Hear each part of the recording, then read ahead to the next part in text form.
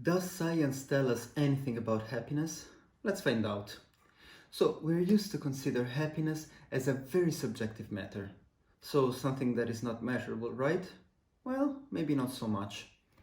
So, of course, experience is subjective by definition. But this consideration is often rooted in a very common mistake, which is the idea that we cannot make objective observations about subjective experiences. Let's make a little trivial example. I'm sure that anyone can easily agree that a hammer slammed on one's hand is painful. But pain is a subjective experience as well. So, how can we make objective observation about subjective experience? Pay attention to this because it's crucial for the understanding of this issue. So, of course, science cannot describe the intrinsic characteristic of the experience, but it can observe what causes it, how it manifests, what makes it better or what makes it different, what makes it change, and draw conclusions based on these observations. In conclusion, it's true that there is an intrinsic component of the experience which we cannot describe scientifically, but it's also true that we can gather information, both subjective, like the person describing how the experience goes, and objective, like heartbeat and blood pressure or anything else, which help us to understand how the experience develops and what we can do about it. And this can give us very important informations about treatments, we talk about medicine, or about how to behave and in general how to have better experiences. So science can definitely have a saying on subjective experiences. But happiness? Well, many years ago I stumbled upon a TED Talk held by Robert Waldinger, a psychiatrist and fourth director of the happiness study. This study started in 1934 in Harvard University, and its purpose is actually to find out if there is any conclusion that we can draw about how people become happy, why people is happy, and what affects happiness in general.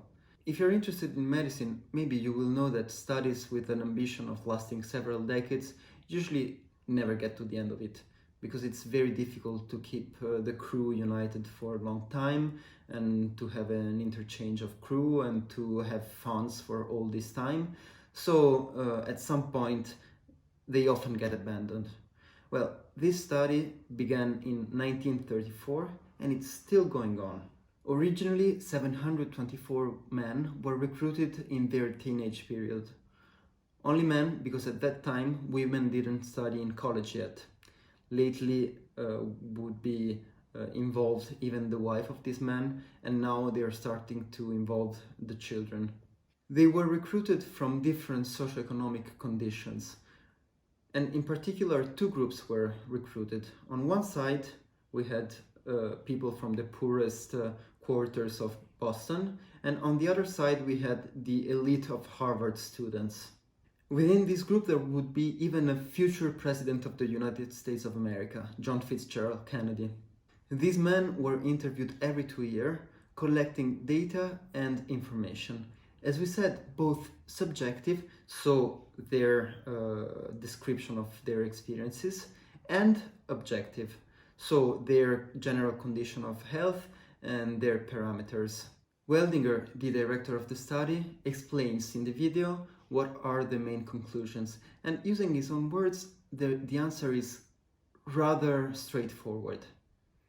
Good relationships keep us healthier and happier, period. Then he divides the answer in 3 fundamental lessons about relationships. Number 1, social connection is crucial and loneliness is toxic. So they observed that the happier people were the ones with a stronger social connection rather than the ones with more money or more professional success. Number 2, quality matters more than quantity. So it's better to have fewer, deeper relationships than more, but superficial. And number three, good relationships also protect the brain. The memory stays longer. In conclusion, there are a couple of things that are worth keeping in mind.